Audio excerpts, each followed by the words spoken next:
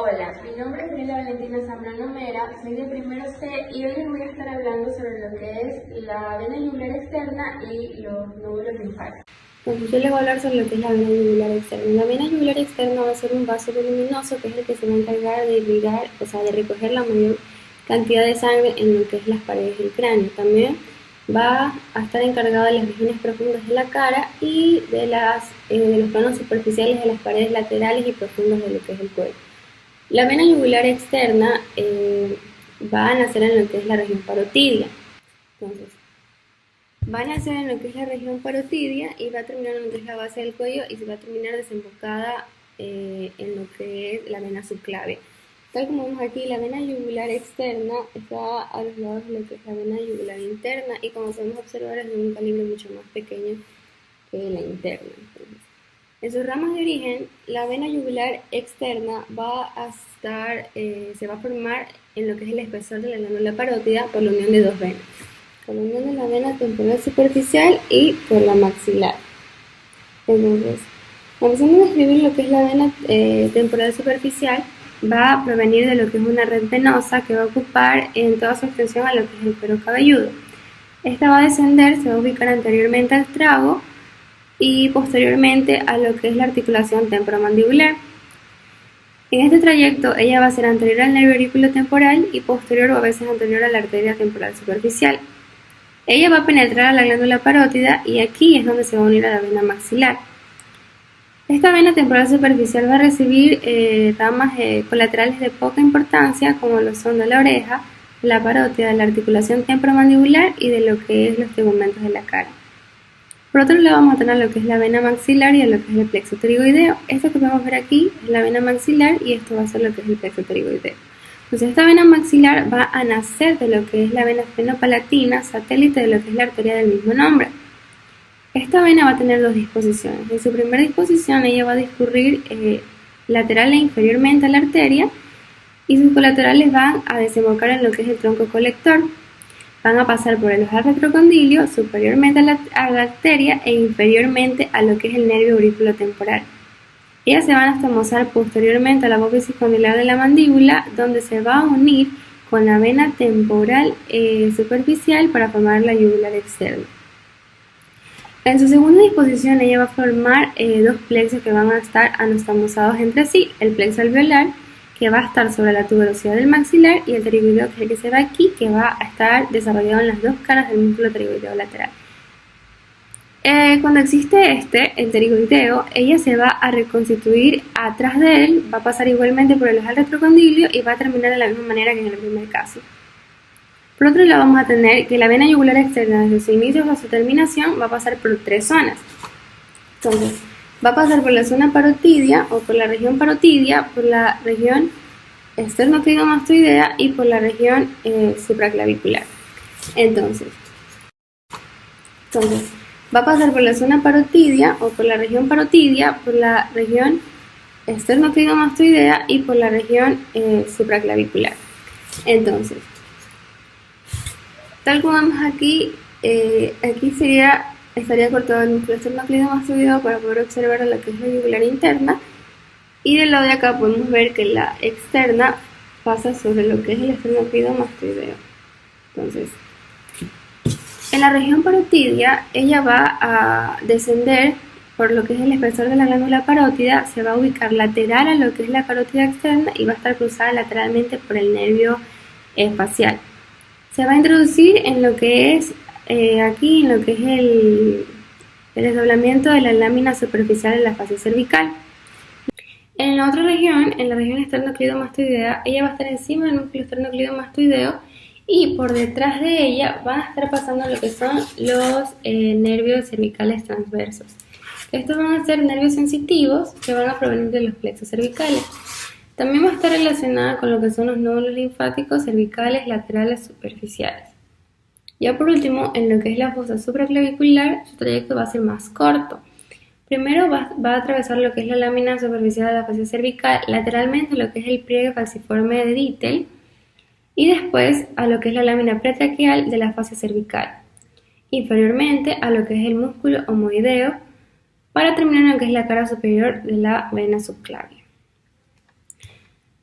En sus ramas colaterales vamos a tener que la vena yugular externa va a recibir en su trayecto a lo que es la vena auricular posterior, a lo que es la vena occipital, a las venas occipitales superficiales, a las ramas cervicales subcutáneas y también a la vena supraescapular y a la vena de la cavidad timpánica. En su anastomosis tenemos que la vena yugular externa se anastomosa con la interna por medio de lo que es las venas retromandibular y la carotidia externa. También con la yugular anterior y con lo que son los plexos vertebrales mediante ramificaciones profundas de las venas occipitales.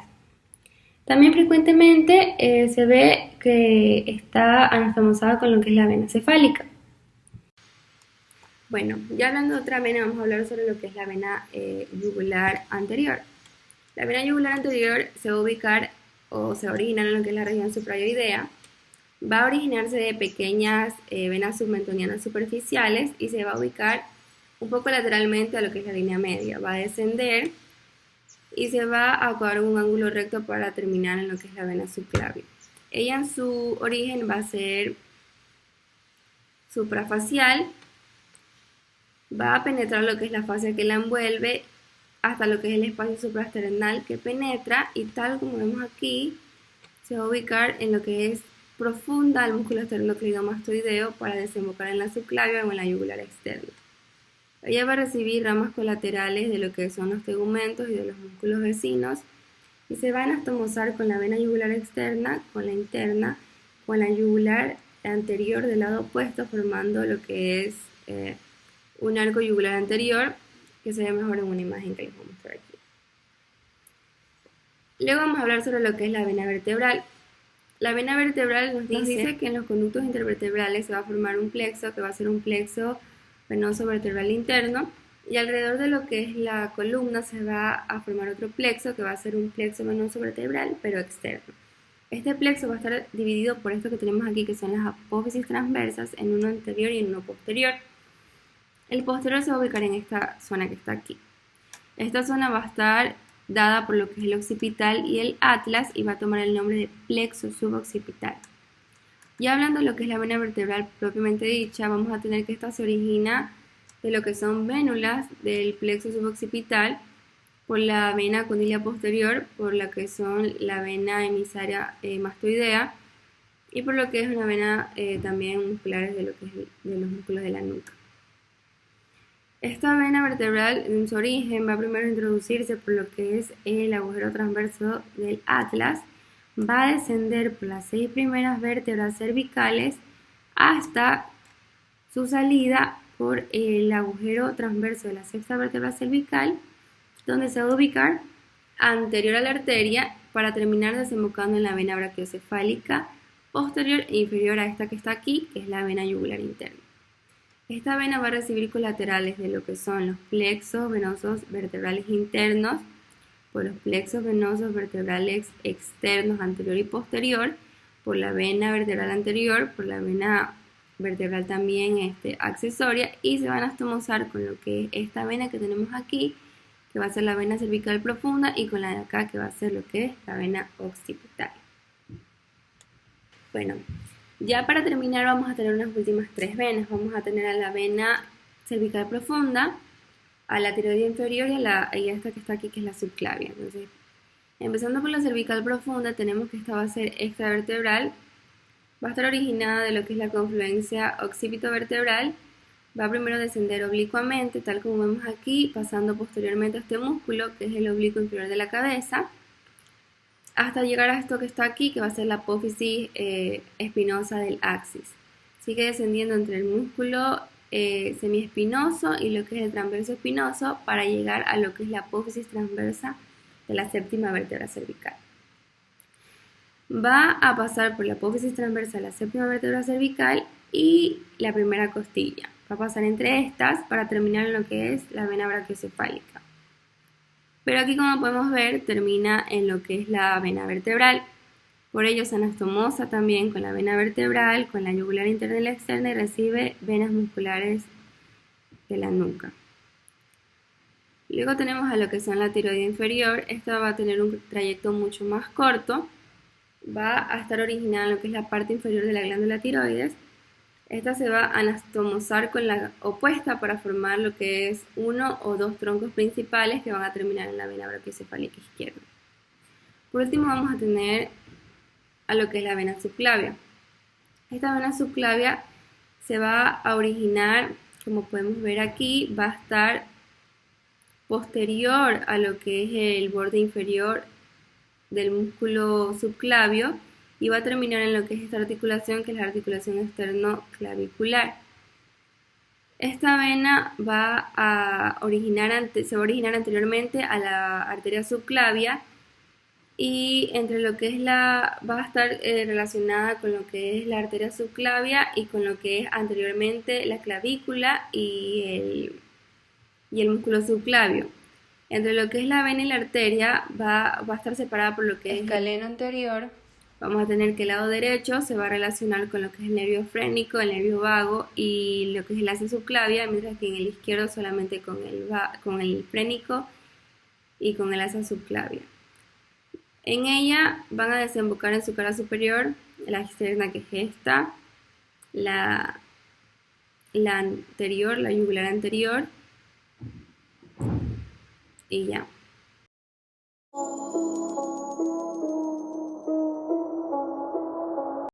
Yo también les voy a hablar sobre lo que son los nódulos linfáticos. Entonces vamos a tener que estos nódulos linfáticos se van a dividir en grupos. Algunos los vamos a poder ver aquí y a otros no se los voy a poder enseñar aquí.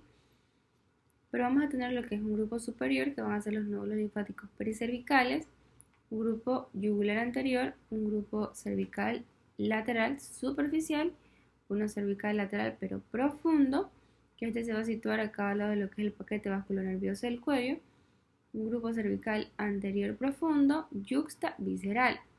Vamos a empezar a describir lo que son el pericervical, que van a ser 5 grupos de nódulos linfáticos que se van a dividir a su vez también en lo que son grupos. Vamos a tener un grupo occipital, uno mastoideo, uno parotidio, uno submandibular y uno submentoniano. Empezando por lo que es el occipital, vamos a tener que va a ser uno o varios nódulos linfáticos que van a estar en lo que es la inserción occipital del músculo esternocleidomastoideo.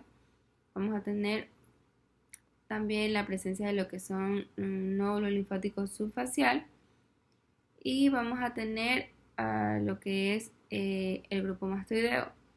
Este grupo mastoideo se va a formar de 1 a 4 nódulos linfáticos que van a estar situados en lo que es la región mastoidea, como su nombre mismo lo dice. A su vez también vamos a tener un grupo parotidio que se va a encontrar en lo que es la región parotidia, uno submandibular y los nódulos linfáticos faciales, que estos van a ser de 3 a 6, a cada lado van a ser subfaciales y se van a situar en lo que es el borde inferior de la mandíbula. Estos también se van a poder dividir en grupos, como lo que son el preglandular, el prevascular, el retrovascular y el retroglandular. Estos van a tomar el nombre dependiendo de dónde se encuentren. Entonces, esta ubicación va a depender en sí de lo que es, si están anterior a la glándula o anterior a la vena facial o posterior a la vena facial y posterior a la glándula. Vamos a tener los linfáticos faciales, que a veces se van a encontrar en la cara y van a seguir lo que es el trayecto de lo que son los vasos faciales. Un grupo submentoniano, que estos van a ser el número de 2 a 3 y van a estar situados en lo que es los vientres del músculo digástrico, los vientres anteriores. Entonces tenemos un grupo yugular anterior que también tiene el nombre de cervical anterior superficial y estos van a estar situados a lo largo de los vasos linfáticos que acompañan a la vena yugular anterior. Un grupo cervical lateral superficial, un cervical lateral profundo, que este último va a ordenarse en lo que son 3 cadenas, una yugular interna, la cadena del nervio accesorio y la cadena transversa del cuello. Vamos a tener aquí que van a ser lo que son los nódulos linfáticos cervicales anteriores profundos, que este va a comprender a lo que son los nódulos linfáticos retrofaringios laterales. También vamos a encontrar a nódulos linfáticos prelaringios, que van a estar anterior a lo que es la membrana cricotiroidea, los linfáticos pretraquiales y los paratraquiales. Por último vamos a tener lo que es los troncos colectores, que uno de los más importantes de estos va a ser lo que es el conducto torácico. Este va a recoger casi lo que es toda la circulación de lo que es la parte infradiafragmática del cuerpo y va a drenar también lo que es la linfa de lo que es la región posterior de lo que es la pared torácica. También vamos a tener otros troncos que van a ser como lo que son los troncos yugular, el transverso del cuello, el subclavio, el paratraqueal, el mamario, el laterotraqueal y el broncomediastino. Entonces, esto sería todo de lo que les voy a hablar en este video. Muchas gracias por verlo.